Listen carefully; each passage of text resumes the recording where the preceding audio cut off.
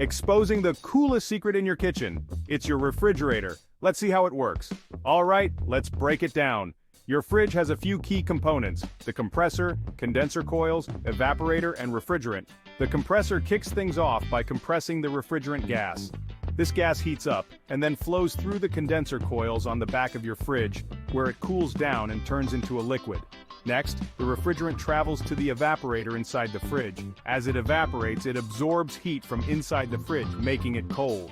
The cycle repeats, keeping your food chilled and fresh. Pretty cool, right? If you found this interesting, don't forget to like and subscribe for more tech tidbits. Catch you in the next one.